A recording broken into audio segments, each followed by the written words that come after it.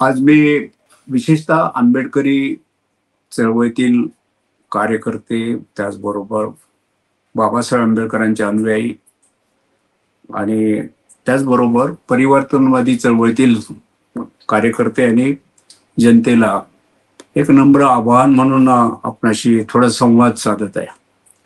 खरं म्हणजे आपल्याला कल्पना आहे की उद्या आजची ही 2024ची जी निवडणूक आहे लोकसभेची, या निवडणुकीच्या निमित्ताने आपलं काही गोष्टीकडे लक्ष वेधण्याच्या दृष्टीने किंवा आपल्याशी एक चर्चा करताना आपल्या मनात मध्ये काय चाललंय, कोणते प्रश्न निर्माण झाले, त्याच्यावर थोडासा संवाद करण्याच्या दृष्टीने मी आपल्याशी बोलत आहे. आपल्याला कल्पना आहे की बाबासाहेब आंबेडकरांनी महत् प्रयत्नाने आपल्या देशाचं संविधान निर्माण केलेलं आहे. त्याचा फार मोठा इतिहास आहे.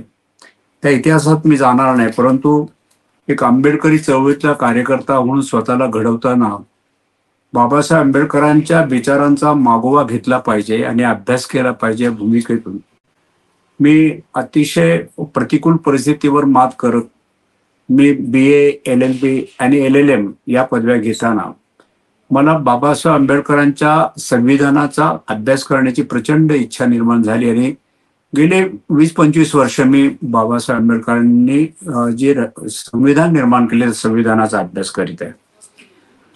आता या संविधानाच्या दृष्टीने आपण खरं म्हणजे संविधान हे देशाला दिलेलं एक फार मोठं एक ध्येय आणि उद्दिष्ट आहे. या देशाच्या लोकशाहीचं ध्येय आणि उद्दिष्ट आपल्या सर्वांना कल्पना आहे. बाबासाहेब आंबेडकरांनी या संविधानाचं ध्येय आणि उद्दिष्ट संविधानाच्या पहिल्या पानावर उद्धृत केलेलं आहे. त्याच्या खोलात मी जाणार नाही, परंतु हे काय आहे, हे संविधान म्हणजे आंबेडकरी जनतेच्या दृष्टीने मला अतिशय मोलाचं वाटतं. म्हणजे आपण 1950 पूर्वी एका मनुस्मृतीच्या कायद्याखाली जगत आलो होतो. तर ही जी निवडणूक आहे 2024ची, ही खरं म्हणजे देशाच्या लोकशाहीच्या दृष्टीने अतिशय महत्वाची आहे. ती केवळ आंबेडकरी चळवळीतल्या किंवा देशातल्या मागासवर्गीय समाजाच्या हिताच्या दृष्टीने विचार नाही, तर एकूण देशाच्या भवितव्याच्या दृष्टीने जी महत्वाची आहे. या निवडणुकीच्या पार्श्वभूमीवर आपण पाहिलं की देशामध्ये जे केंद्र सरकार आहे किंवा आता राज्य सरकार आहे, विशेषतः मोदींच्या राजवटीमध्ये गेल्या 5 वर्षामध्ये संविधानाला धोका निर्माण झालाय अशा प्रकारची परिस्थिती निर्माण झाली आहे. म्हणजे आपण पाहिलं की गेल्या 15 ऑगस्टच्या निमित्ताने विवेक देबरॉय नावाच्या एका म्हणजे मोदींच्या अर्थविषयक सल्लागार समितीच्या अध्यक्षांनी असं एक मत मांडलं की हे संविधान बदललं पाहिजे आणि कमीत कमी 2047 मध्ये या संविधानाला 100 वर्ष होतील तेव्हा तरी ते नक्कीच बदललं पाहिजे. म्हणजे अशा प्रकारचा म्हणजे मोदींच्या अतिशय जवळचा निकटवर्तीय माणूस जेव्हा असं बोलतो त्या अर्थी मोदींबरोबर त्यांनी चर्चा केली नसेल असं काय निश्चितपणे आपण कल्पना केली पाहिजे. दुसरं एक विचारवंत आहे अर्धसेन गुप्ता, तो देखील सांगतो की या देशाचं संविधान म्हणजे दुसरा तिसरं काय नसून 1935चा कायदा, म्हणजे या संविधानाची एक प्रकारची एक टीका त्यांनी केलेली आहे आणि या संविधानाचा बद्दलचा अपप्रचार करण्याचा प्रयत्न त्यांनी केलेला आहे. त्यांनी एक पुस्तकच लिहिलेलं आहे कॉन्टिनेंटल कॉन्स्टिट्यूशन आणि त्याच्यामध्ये संविधानाची बदनामी करणारं लेखन केलेलं आहे. तिसरं म्हणजे मधल्या काळामध्ये आपण हे पाहिलं की अनंत कुमार हेगडे नावाचा माजी केंद्रीय मंत्री आहे, त्या केंद्रीय मंत्र्यांनी देखील असं सांगितलं की आम्हाला जर 400 पर्यंत जर खासदार निवडून आले या निवडणुकीत तर आम्ही निश्चितपणे संविधान बदलू. आणि हे सगळं झाल्यानंतर महाराष्ट्रामध्ये आंबेडकरी जनतेमध्ये खूप अस्वस्थता पसरली आणि अनेक लोकांनी या संविधानाच्या भवितव्याबद्दल विचारविनिमय करताना लोकांमध्ये पसरलेली अस्वस्थता आणि आपला आवाज उठवायला सुरुवात केल्यानंतर मोदींच्या लक्षात आलं आणि ऐन निवडणुकीमध्ये प्रचाराला सुरुवात झाल्यानंतर मोदीच्या कदाचित काही लोकांनी त्यांच्या लक्षात आणून दिल्यानंतर त्यांनी मग बोलायला सुरुवात केली की संविधान कोण बदलणार, आम्ही कधी संविधान बदलणार नाही, स्वतः डॉक्टर बाबासाहेब आंबेडकर आले तरी आम्ही संविधान बदलणार नाही.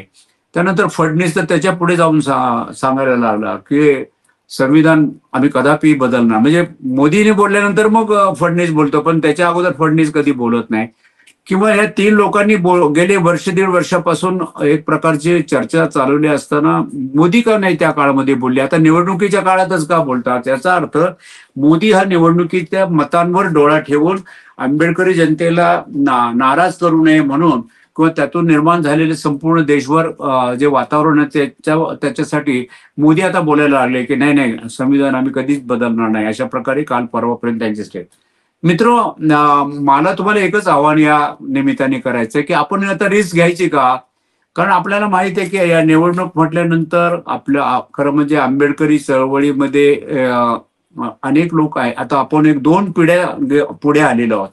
पहिली पिढी होती की नेत्यांनी सांगितल्याबरोबर नेता सांगेल ते वोट ऑर म्हणजे आम्हाला तुम्ही सीट दे, सीट ऑर नो सीट, आमची मतं तुम्हाला, असे म्हणणारे गवई आम्हाला माहित आहे. किंवा त्याच्यापूर्वी दादासाहेब गायकवाडांनी देखील सांगितलं की आपण काँग्रेस बरोबर केलं पाहिजे. त्यावेळेस लोक नेत्यांनी सांगितल्याप्रमाणे मतदान करायचे. परंतु आता तशी काय परिस्थिती राहिली, कारण घरोघरी आता लोक शिकलेले आहेत, ग्रॅज्युएट झालेले आहेत, डबल ग्रॅज्युएट मुली देखील शिकलेल्या आहेत. आणि या परिस्थितीमध्ये आपण आता केवळ आपला नेता सांगेल त्याप्रमाणे किंवा नेता घेईल भूमिका तशीच भूमिका घ्यायची पाहिजे असं काही वातावरण आता नाही. त्यामुळे आपल्याला माहिती आहे की सध्या आपल्या आंबेडकरी चळवळीमध्ये जे दोन पक्ष आहेत त्यापैकी एका पक्षाचे एक नेते हे मोदींच्या बरोबर त्यांची युती आहे आणि ते आवाहन करतायत की मोदींना मतं द्या. तर त्याच्याबद्दल आपण सर्व आपल्याला कल्पना आहे आणि आपली मतं तयार आहे त्या संदर्भामध्ये. त्यामुळे दुसरे जे नेते आहेत ते लोक तुमच्या इंडिया आघाडीशी चर्चा करता करता ते नंतर स्वतंत्रपणे निवडणूक लढतायत. आता या राजकारणाच्या पलीकडे मला असं वाटतं या नेत्यांच्या प्रत्येक माणूस आता स्वतंत्रपणे विचार करू शकतो असं मला स्वतःला वाटतं. आणि मी कुठला आदेश द्यायला किंवा असं केलं पाहिजे असं सांगत नाही, परंतु केवळ या संदर्भामध्ये संविधानाबद्दल निर्माण झालेले धोके आपल्या लक्षात आले पाहिजे म्हणून सांगू इच्छितो की आपल्या चळवळीमध्ये तर अंतर्गत संघर्ष गेले 50-60 वर्षापासून आहे. मला कल्पना आहे की रिपब्लिकन पक्षामध्ये फाटाफूट आणि गटबाजी होती म्हणून दलित पॅंथर निर्माण झाली आणि दलित पॅंथरने प्रचंड रिपब्लिकन पक्षाच्या पुढाऱ्यांच्या विरोधी प्रचंड आकांड तांडव केलं, त्यांच्यावर टीका टिप्पणी, त्याच्यात त्यांनी अनेक वर्ष घालवली. ते आता दलित पॅंथरमध्ये पण अनेक गट झाले आणि आता जवळजवळ ती म्हणजे फार क्षीण झालेली चळवळ असेलही कदाचित कुठे. परंतु या पार्श्वभूमीवर आंबेडकरी जनतेने विचार केला पाहिजे. मला असं वाटतं की संविधान हे तुमचं आमचं खऱ्या अर्थाने एक अस्मिता, कारण या संविधानाने आम्हाला जे अस्तित्व दिलं, आज आकाशभर उभं राहू शकेल, आपली उंची दिली आपल्याला आणि मेलेल्या माणसाला जिवंत करावं असा आंबेडकरीच अशा अस्पृश्यांना बाबासाहेबांनी या संविधानाच्या मार्गाने जिवंत केलं. आणि म्हणून आपण 50 या गेल्या 43 वर्षामध्ये जी केलेली प्रगती आहे ती आपण पाहिलं आणि खरं म्हणजे ती प्रगती अतिशय नेत्रदीपक आहे. अशा पार्श्वभूमीवर मला असं वाटतं की अति खोलात न जाता एवढंच लक्षात गेलं की या निवडणुकीमध्ये कुठल्याही परिस्थितीमध्ये नरेंद्र मोदी आणि त्यांच्या बीजेपीला आपण मतदान करता कामा नये. कारण नरेंद्र मोदीचा विचार हा मुळात बाबासाहेब आंबेडकरांच्या विचाराला पूरक नाहीच आहे. ते फक्त अतिशय काव्यबाजपणे आंबेडकर जयंतीला बाबासाहेबांच्या पुतळ्याला हार फुले घालतील, पण प्रत्यक्षात विचारान, कारण बाबासाहेबांनी तर मनस्फूर्तीच उद्ध्वस्त करून टाकली, हिंदुत्ववादी व्यवस्थाच नष्ट करून टाकली आणि समतेवर आधारित एक समाज निर्माण करण्याचं स्वप्न या संविधानाने बांधलं. आणि संविधानाने आपल्याला सर्व प्रकारचे अधिकार दिले आणि त्या अधिकाराच्या बळावर आता आपली मुलं येणाऱ्या नवीन पिढ्या देखील वाटचाल करतायत. या देशामध्ये एकेकाळी असलेली जी जातींची समाजव्यवस्था ती उद्ध्वस्त होते आणि अधिकाधिक आपण आपले जे अधिकार आपल्या संविधानामध्ये असल्यामुळे शिक्षणापासून तर नोकऱ्यापर्यंत आणि माणसाच्या आयुष्याला आवश्यक असणारे सर्व हक्क, मानवी हक्क आपल्याला संविधानाने दिले आहेत. म्हणून यावेळेला अधिक जास्त न बोलता एवढंच मी बोलेल की कुठल्याही परिस्थितीमध्ये आपण संविधानाला पाठिंबा देणाऱ्या, संविधानाचं संरक्षण करणाऱ्या आणि संवर्धन करणाऱ्या अशा पुरोगामी पक्षाला आणि विशेषतः इंडिया आघाडीला, तर मला स्पष्टपणे सांगितलं पाहिजे की इंडिया आघाडीलाच आपण मतदान केलं पाहिजे असं एक आवाहन करतो आणि माझे 2 शब्द थांबवतो. जय भीम, जय महाराष्ट्र, जय भारत.